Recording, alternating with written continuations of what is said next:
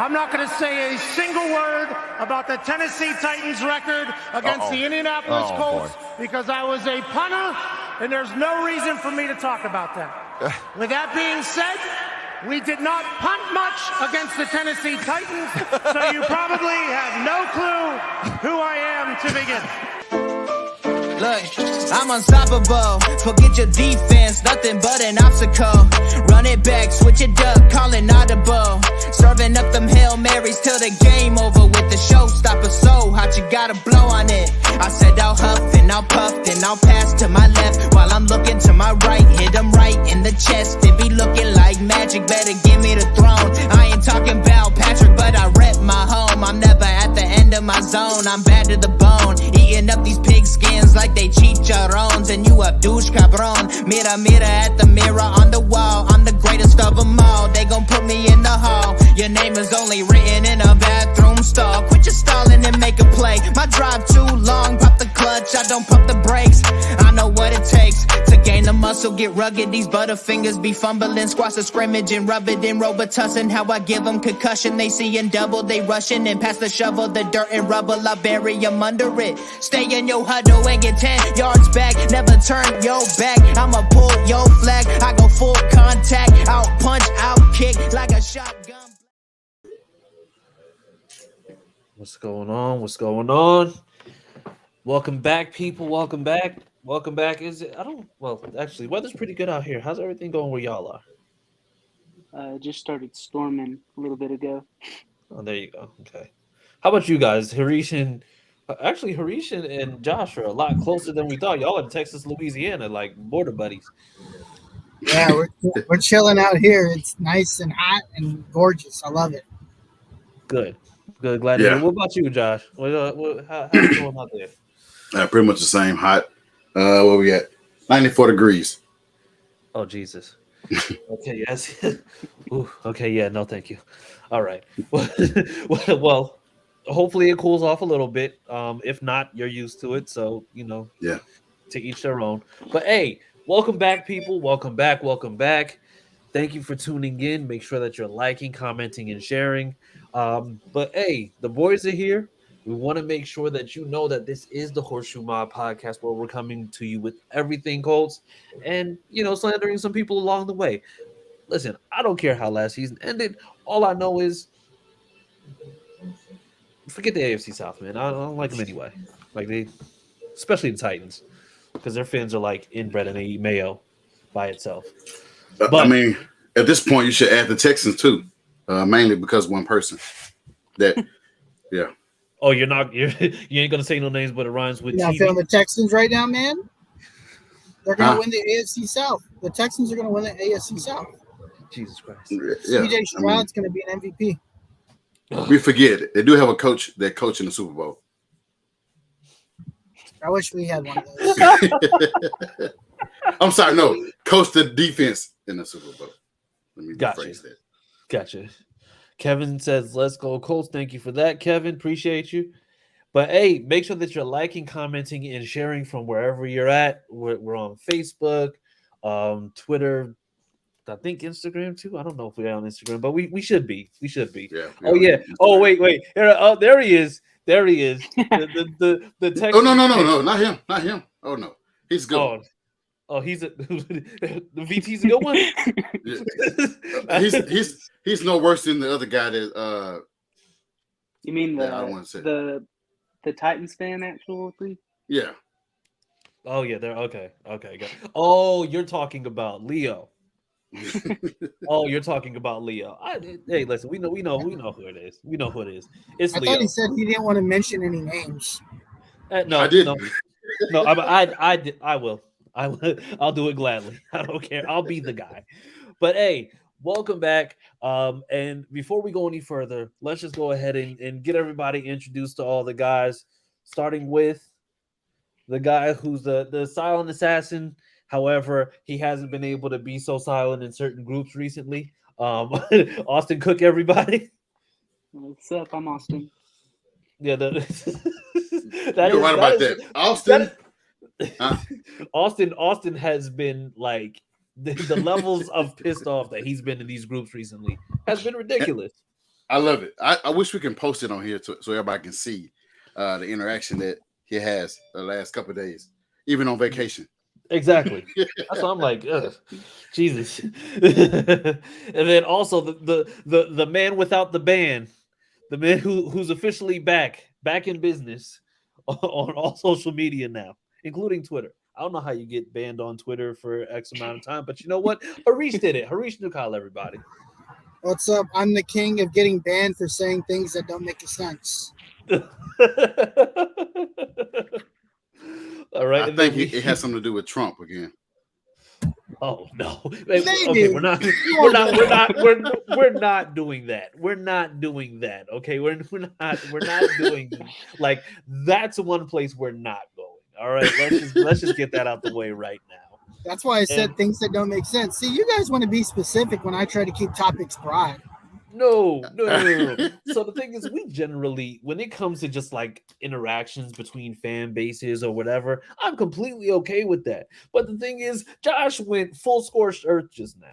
Like you need to. Matter of fact, you know what? Here, yeah, that's Josh Senior. Okay, he can't even introduce himself. Okay, he's probation. Sorrow's prayers. There you go. And I'm Chris Jackson, and I'm already sick of this shit. So let's just get to it, okay? Let's just get to it. But before we do, we have to make sure that we don't skip over fanbattlesports.com. Make sure that you're going to the website. That's where you'll be able to see all content where you can access the podcast. You'll be able to access articles written by the fan bases, and where you will actually be seeing upcoming articles from Harish himself for the universe or the Texas Longhorns fan battle. Is that right? For Texas Longhorns fan battle. Sir. Now, I don't know.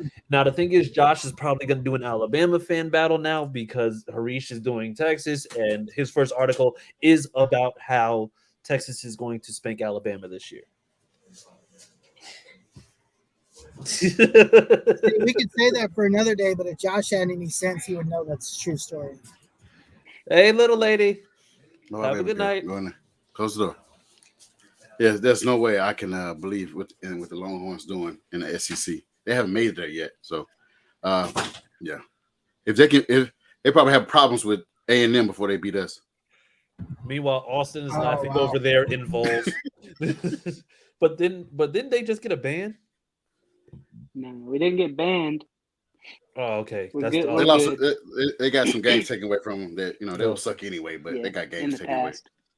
Oh, Josh is still reeling. Josh is still reeling from last year. But listen, we're not going to get into the college stuff, okay? Just make sure that you're tuning in to Texas Longhorns fan battle on Thursdays at what time, Harish? We are Thursdays at 8:30 p.m. Gotcha. The same time as the Titans Coliseum. Right. No, the Titans Coliseum is Wednesdays. Sir. All right, Josh, you're getting muted for 15 minutes. I'm muting you for 15 minutes, okay? Listen, how do you manage to get 3 strikes and 2 goals? Like Josh, you're muted for 10 minutes, okay? All right, fantastic. And then he said run backs, Diamond does, they don't care. All right. So you know what? So I'm glad that you bring that up because this episode going to be talking about some things regarding some recent developments with running backs. But before we do that, we need to talk because DeAndre Hopkins finally chose a destination. Okay. He said that he wanted the chance to win a ring with the QB that loves football, with somebody who can elevate the game. And he went to Tennessee. So, that explains Ryan Tannehill. Yeah, exactly. Because Ryan Tannehill, just loves the game of football. And, certainly they can win a ring with DeAndre Hopkins. That makes them a contender. Yeah, but okay. So with that being, and mind you, this is all sarcasm, people. Because let's just be honest. No, absolutely not. So, should we be scared the way Titans fans say that we are? Because all I've been hearing since he got signed was that now we should fear the Titans. So, I'll just kick it off. Austin, should we be scared the way Titans fans say we are? No, I don't think so. Okay, fantastic. Glad to hear it. Okay. How about you, Harish? No. Okay, fantastic. Josh, I'm going to unmute you for this answer, and then you're going back on mute. I think we are. We should be scared. Okay, definitely going back on mute now. All right. I'm not doing this. I'm not doing this tonight. but in all seriousness, and this is a discussion that we've had with Titans fans just going back and forth, but the Titans were never one wide receiver away, right? You tell them that there's holes in different areas of the team, but they say, "Oh yeah, the Hopkins, whatever," and we still got a good pass rush. And it doesn't equate, being that this was also a secondary that was also very last in the league last year. So I mean, yeah, you got better in terms of passing offense, but this was also they were ranked 32 in passing offense. How much does he elevate that? How much does DeAndre Hopkins elevate that passing attack by being the only person that they added on other than Chris Moore from Houston? I think it depends on how healthy he can stay, honestly, right? I mean, they can probably go from 32 to 31, or they can go from 32 to 29. Like, it just kind of depends on how he elevates. And that's what I'm saying. And that's what I'm saying, because I don't like, he helps. He absolutely helps, and I would never ever take that away, because I mean, prior to this, you had Traylon Burks as number one. Like, that's just what it is. But the thing is, it's just like, is this signing, knowing that we've gone against D Hop numerous times in the past, being that he was already in division before, it's just like, is this something that really just terrifies people? Just say, oh no, now that the Titans offense is a high powered offense that we all should just be absolutely mortified of. Yeah, I'm not worried. If Pierre to see lock him up, I mean, I'm sure our cornerbacks can lock him up. The fact that you said Pierre to see. Yeah, the only problem with that is we don't know who our best corner is right now. It don't matter. It could be, I love Pro Bowl's Kenny Moore, or it could be Juju. I'm a rookie, Julian Brents. We don't really know, right? So I think it depends. Like, in all reality, he does elevate them, but does that equate to W's? Maybe. I don't know. It depends on how they use them in the offense, honestly. Absolutely. And so, like I said, I'm not all the way sold on it yet. Like I said, it's just like, they will be better. I mean, he does make them better, absolutely, but I just don't think he makes them better to where they are a top 3 passing attack. So yeah. So then moving on, because like I said, we're not going to talk about that. So yesterday we had, we saw that, running backs like Saquon Barkley, Josh Jacobs, Pollard from the Cowboys, all had to be signed by 4 p.m. Eastern time.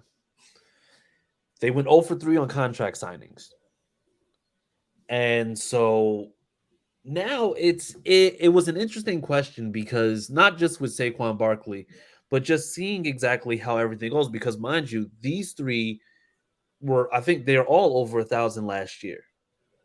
I mean, I think Saquon and Josh Jacobs were, I want to say 2 and 3, or 2. I think 2 and 3 in terms of rushing, and you don't get a deal done. So now that started to raise the issue with, is the running back position being devalued? And I want to get you guys' feedback on it, because when we're looking at that position in particular, you see that there's guys like Jonathan Taylor, who a couple years ago just absolutely took the league by storm, 1,800 yards, and then was also able to get it done in the receiving game. And now he's up for contract soon. So I want to get you guys' thoughts on, is the running back position not just being devalued, but is it being downplayed with how it affects an offense as a whole? and I'll start with I'll start with you, Josh. I'll start with Josh. Yeah, absolutely. Because I mean, with the last couple of years, the running backs that we mentioned, Saquon, well, he's been hurt, but shots fired. The running backs such as Josh Jacobs, Alvin Kamara, we already know what Derrick Henry has done in the league. Teams have leaned heavily on those guys to run those offense, and they get most of the carries in the offense. And now when it's time for them to get what they worth, teams always have a problem in negotiation process, which our team right now having a problem with JT process. And we don't want it to get sticky because, I mean, again, most teams like Tennessee, like us, we want to be able to establish a run. But if you want to pay them, I mean, what's going to happen? I mean, I think somebody said we should have receivers being running backs like Debo. It makes more sense, but I mean, let's just say if you end up having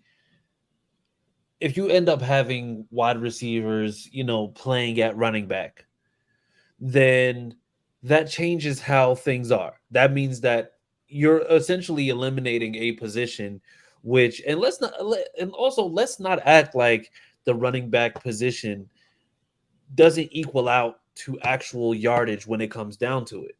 You can only do but so much before people actually go ahead and key in on it. The only problem is that if you have a guy out the backfield that for a fact can make defenses play a little bit differently, then I mean, you absolutely are going to be able to have an advantage. I mean, and we can be real about it. I can separate the fandom from the actual player. A guy like Derrick Henry, you don't have a guy like Derrick Henry out there. What does Ryan Tannehill become? What he was last year. What he was the year before.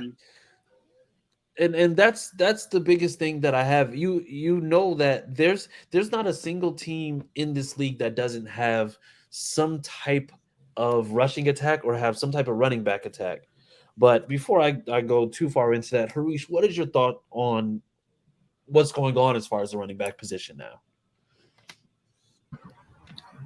Yeah, I think the running back position overall has organically devalued itself just because of the versatility of running backs. You have 2 and 3 running back systems.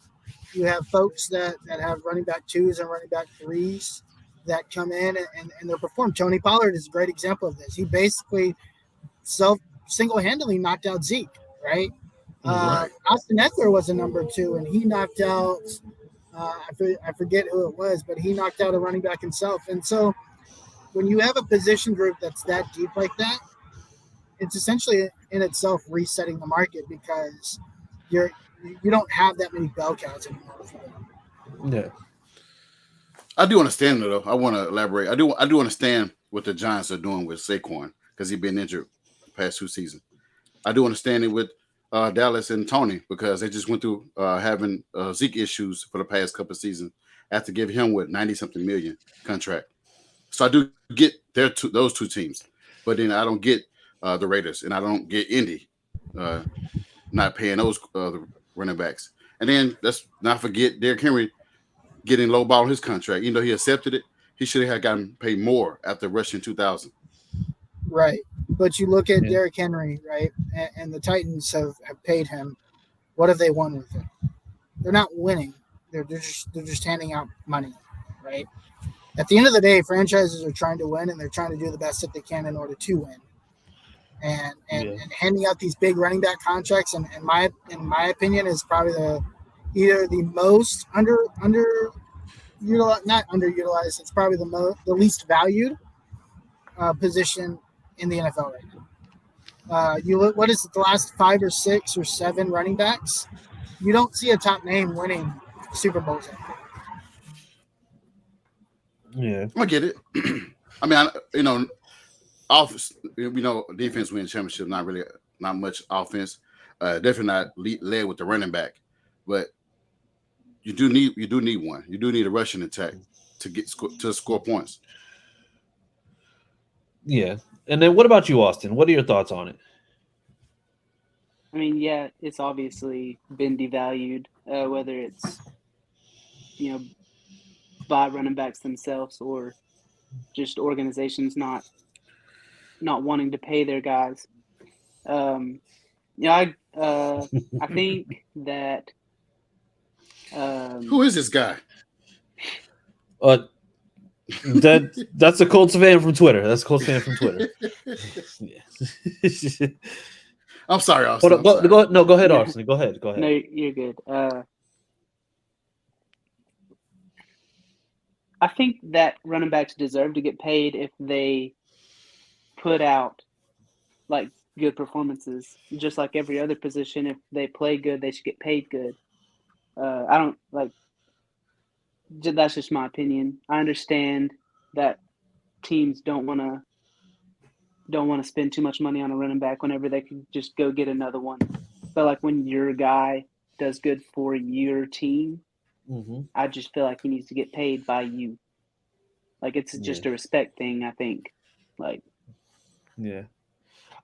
But you know what? It's kind of crazy because you see what Derrick Henry did, right? You see that he got the major contract.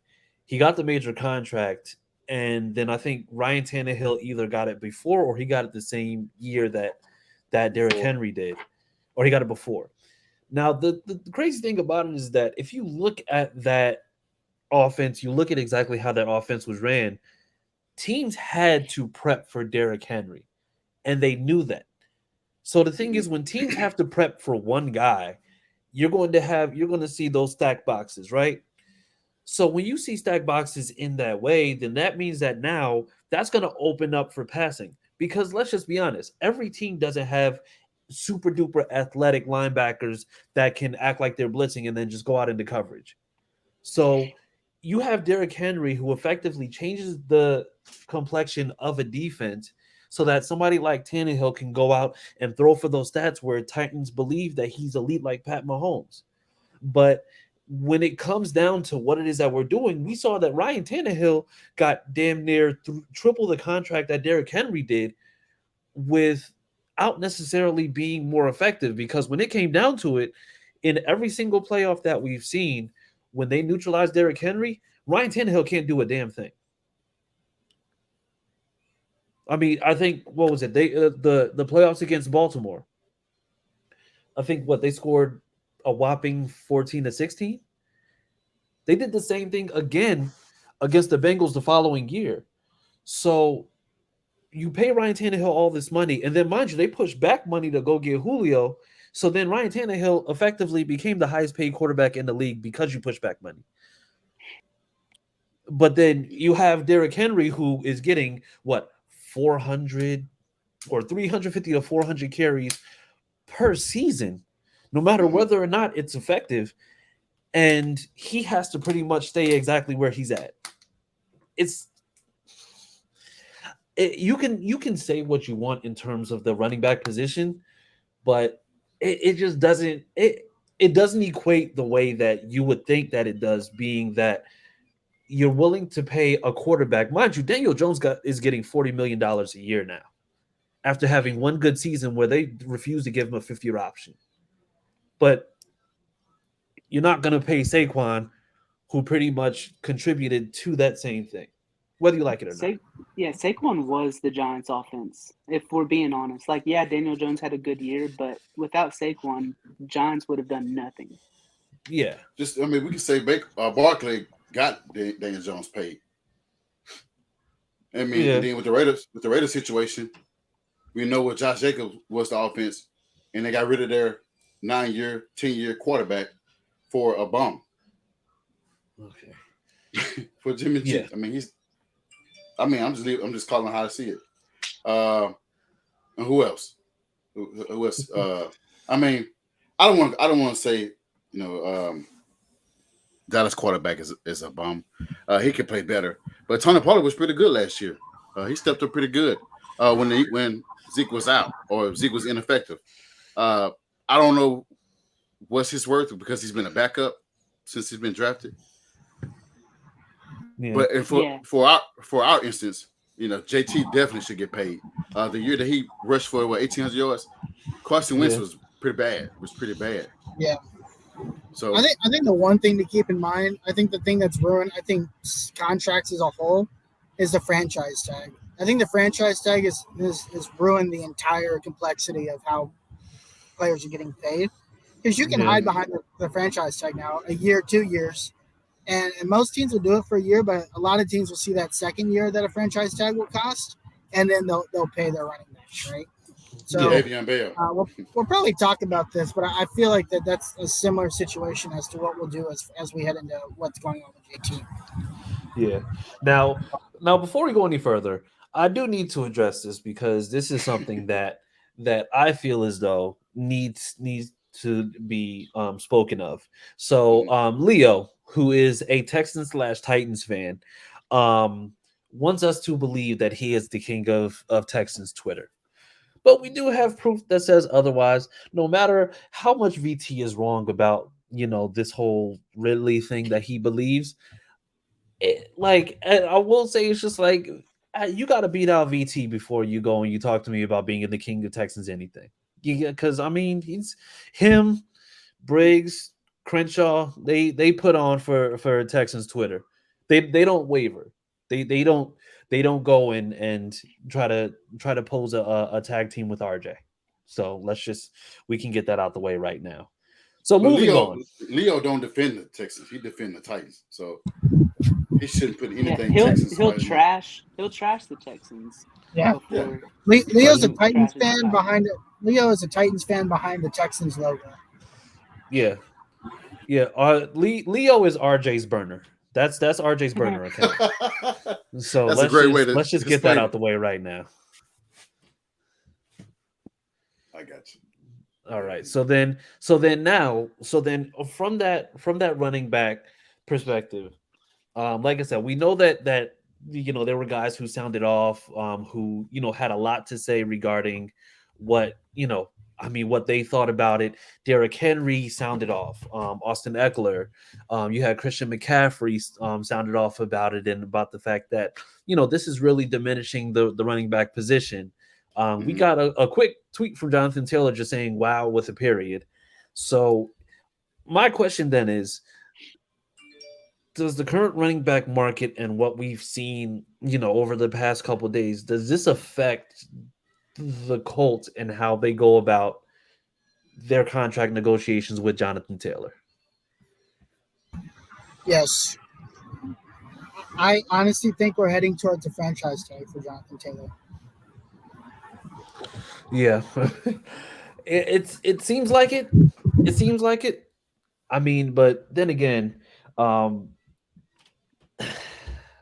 is there anything that you believe would be a number that would be a place where you say, okay, you pay Jonathan Taylor at this number, and then you can go ahead, and that's still not going to do anything? Because like I said, whether we pay Jonathan Taylor or not this year, you're looking at a lot of cap for next year. I mean, we essentially are paying a rookie quarterback over the next few years. So that means that it's just like until we actually pay a second contract for Richardson, then that means that it's just like you have some wiggle room in terms of cap space.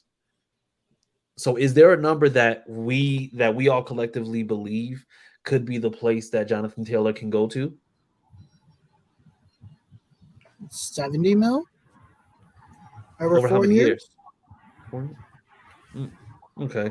What about you, Austin? That puts them like in that way. That's 17 and a half. 17 and a half. Okay, maybe 80 mil. Probably put on somewhere in that 20 mil area.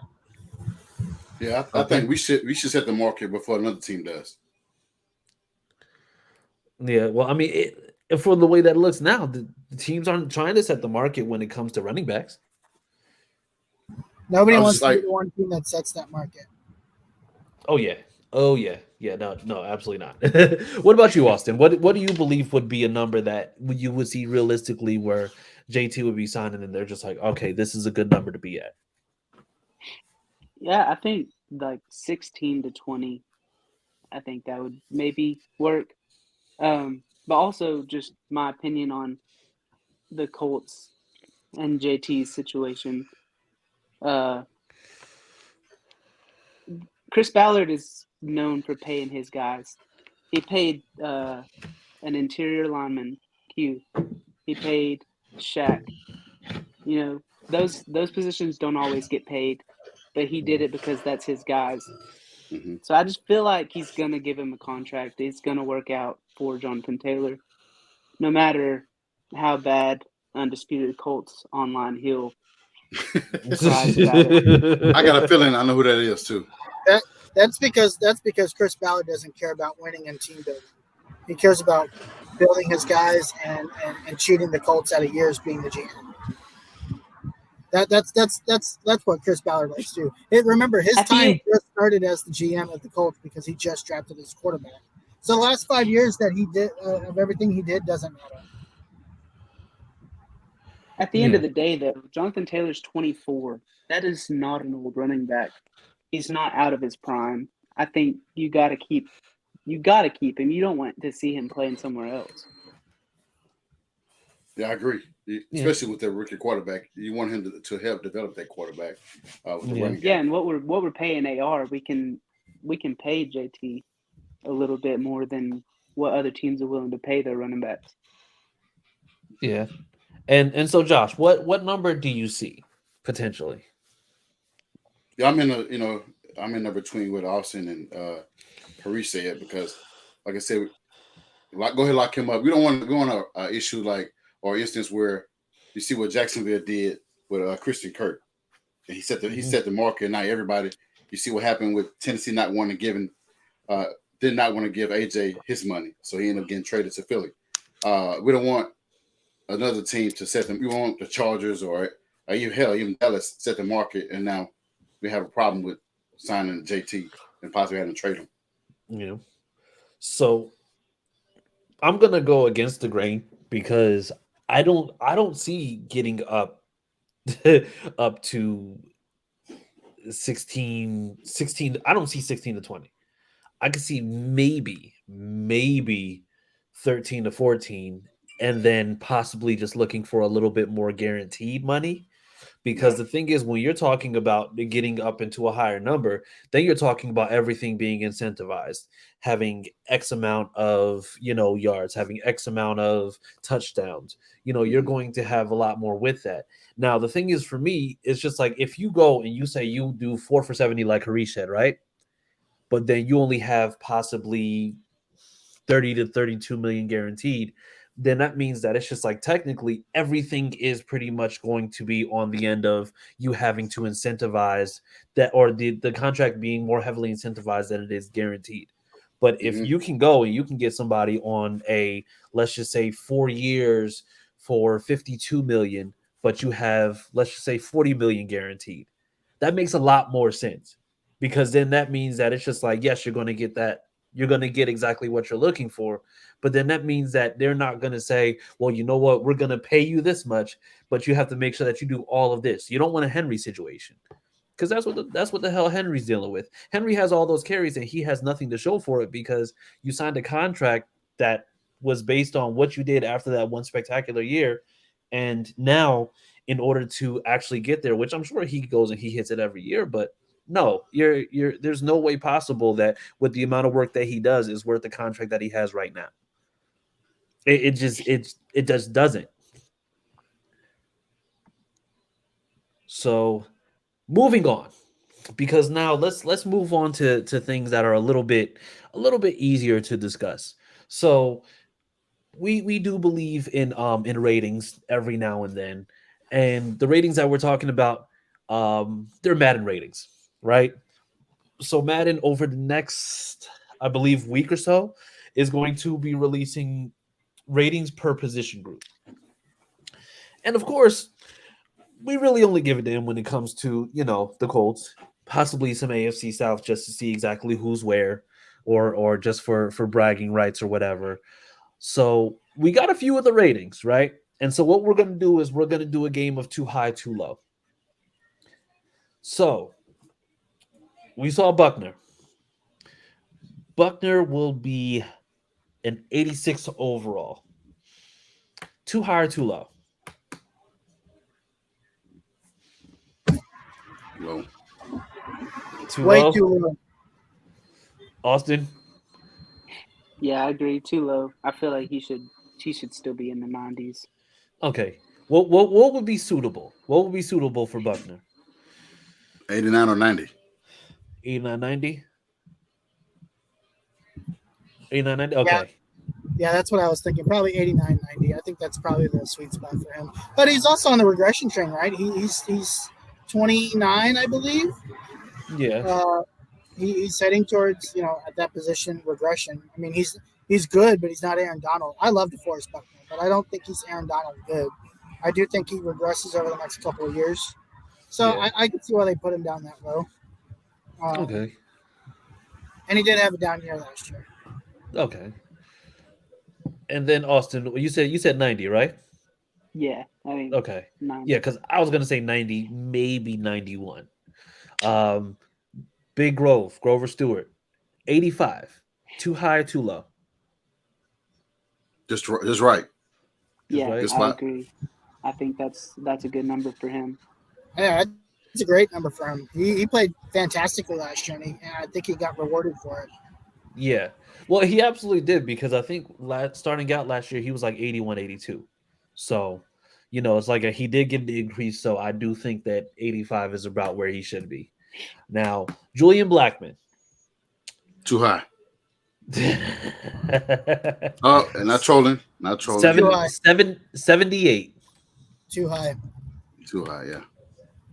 Especially when you get beat out by a rookie. I think that's good for him. I think the injuries have hurt, and he could be lower. If I had to pick, I'd probably say just a little too high. Okay. Just because injuries. Yeah, so I'm on the train of where Austin is. I'm okay with it only for the simple fact that when he's in, he's absolutely fine, like to me. But the problem is he's not on. He's not on the field that often. So I mean, I'm gonna say yeah. Under any other circumstance, I might say that he might be a little bit too low. But it's too high because he changed position. But he can tackle though. We have seen that before. But he's more of a ball hawk though. Yeah, but the thing is, he's one of those guys who can go into safety and he can tackle. I mean, this is the same guy that came in his first game in the league, and it's just outright blasted Dalvin Cook. Oh, he blasted Henry too, but I mean, so you're making my point for me then. So, so then moving on, Nick Cross, 71 overall, too high. 70. We ain't seen him, so why is it 70? He should be. Well, he was. So I believe he was at a 71 last year. So they kept him literally right where he was at. Okay, well, that's cool then. All right. So Austin, too high, too low. I think that's good. I think by the end of the year he's going to be higher. Okay. All right. Harish, too high or too low? I think he's just about right. Maybe a little too high, if anything. We just haven't seen enough of him to know for sure. All right. That's fine. Now, this is where things get interesting because I know that one person on this panel feels a certain way about this guy. All right. And they're not bubbly feelings. Okay. Michael Pittman Jr., 85 overall, too high or too low? Too goddamn low. He should be at the same as DeAndre Hopkins. He should be the same. All right, you're going back on mute. You're definitely going back on mute. Enough. That's like strike 7. I started too high. I think I started at just right, but I'm starting to think about it. I think he's too high, and this is the reason why.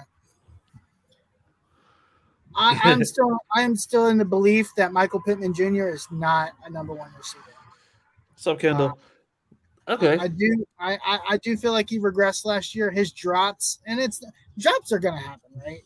But to me, it's drop in situations. Yeah.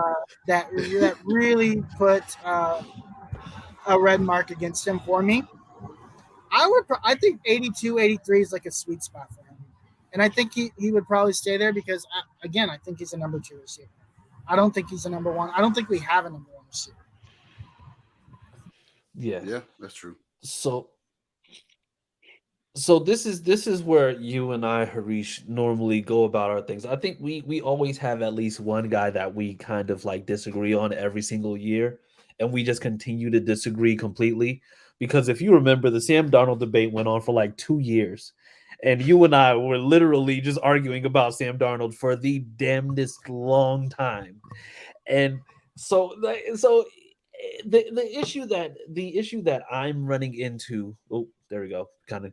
So the issue that I'm running into is the fact that you don't believe that Michael Pittman Jr. is an absolute number 1. And I understand that, because the thing is, it's just like, compared to, let's just say, other guys who are number 1s, then that's fine. The issue that I have with it is the fact that you've put Michael Pittman Jr. in a very, very impossible spot, with not just having to prove that he's a number 1 by being thrown into that number 1 position, but you've thrown him into number 1, and you've given him the worst possible situations that you would ever put a number 1 into. It keeps happening in that way. But the thing is, for me personally, you go, and even last year, he didn't have the best year, right? It's like he had all these games where it's just like he had almost 100 receptions and didn't have 1,000 yards.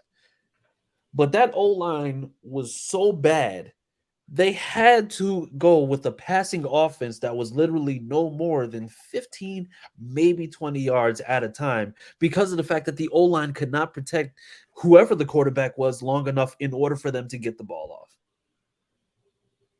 So for me personally, Michael Pittman Jr. has had opportunities to prove that he can be a number 1. And I think that he did use some of those opportunities to go ahead and show that he had those flashes. But if you keep on with this crappy QB carousel, or whatever you want to call it, it doesn't, like, it's not the best case scenario for anybody to be successful in.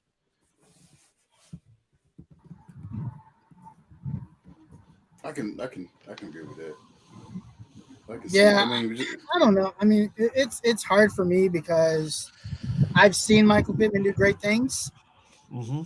But they've been great. But I've also seen Michael Pittman do not so great things that make him look like a not so great, wide receiver. And it's like, yeah, sure, the offensive line is and I get the offensive line woes that we had last year. At the end of the day, there are specific scenarios that you get. There's always an opportunity in a job, whether it be in the NFL or your personal life that we do today. Yeah, there are times where you get an opportunity to show, are you above where you're at, or below? And I think Michael Pittman has had enough of those scenarios over the last 3 years to show me that he is not there.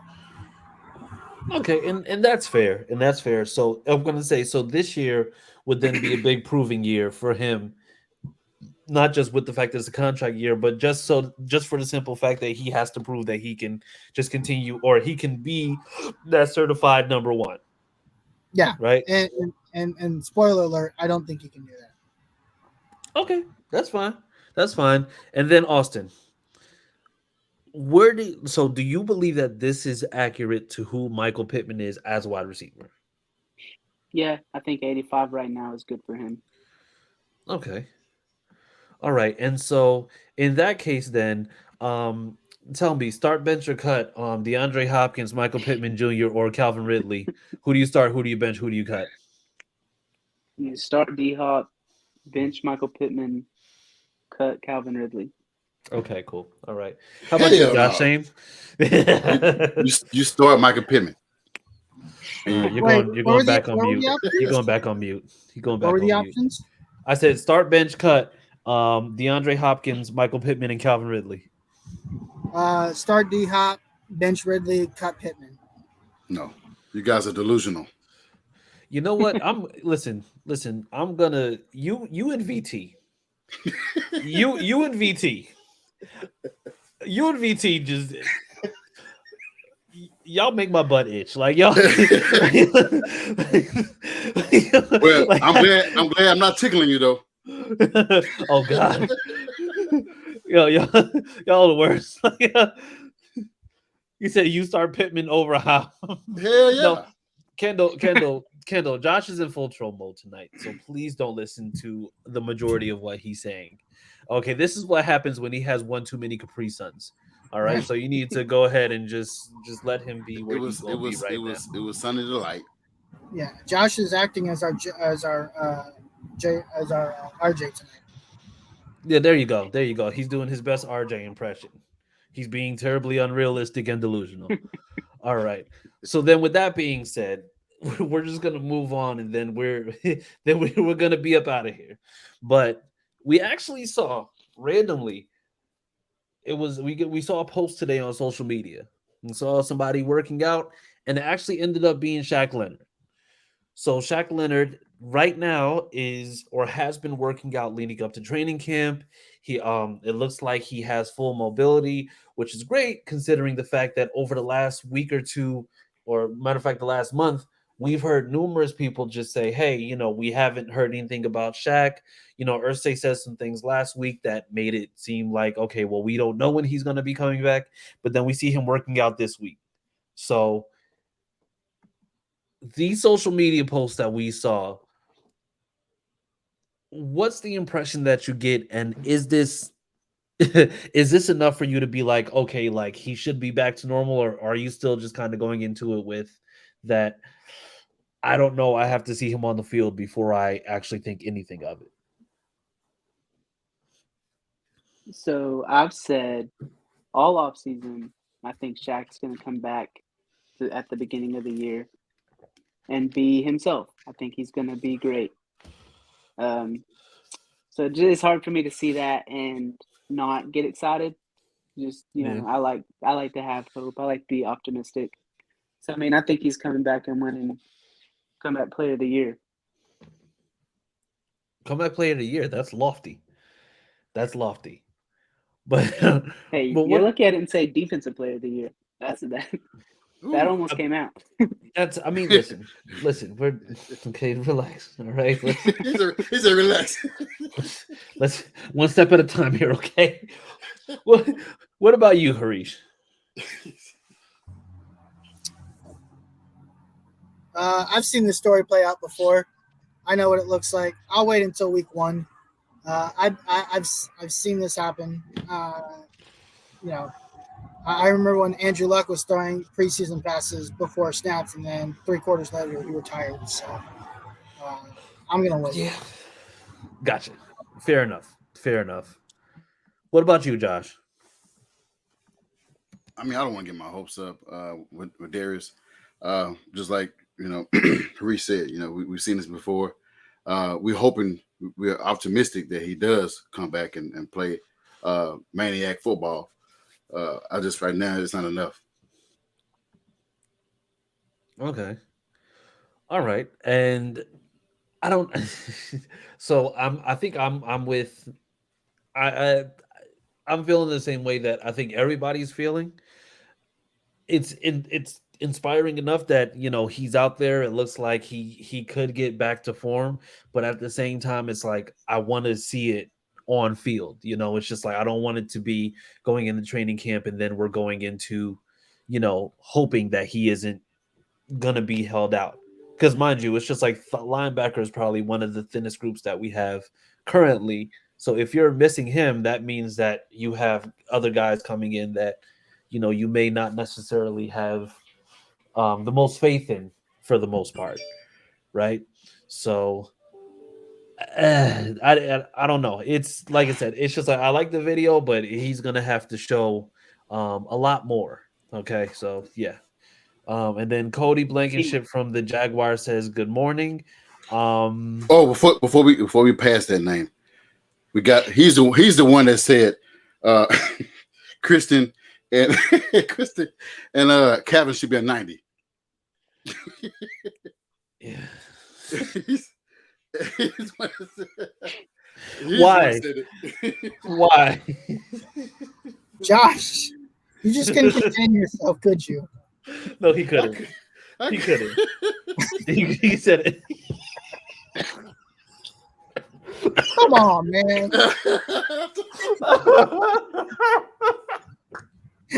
He said, so Kevin ain't played 2 years and he should be a 90. Oh my God. Oh Jesus. He's probably 90 on his parlays. I don't know if he's a 90 overall in Madden. Like I hope he didn't parlay that bet because he would have lost a lot of money. Oh Jesus. Yeah, that's thanks for that laugh. Thanks for that laugh, Cody. That was a good one. That was ridiculous. But hey, so as far as we see right now, like right, he said let's rehash this mid-season. The only way that we're going to be able to tell is the end of the season. So I'm going to say, do you believe that Calvin Ridley is going to do better than the 1374 that he had in his last full season that he played 2 years ago?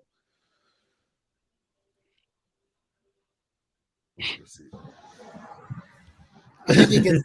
I actually think he gets pretty darn close to that. I do think Calvin Ridley is really good. I think he starts off slow, but I think he picks it up as the season goes. And remember, he got that 1374 with a bad quarterback. Yeah, but he also got that 1374 as number 2.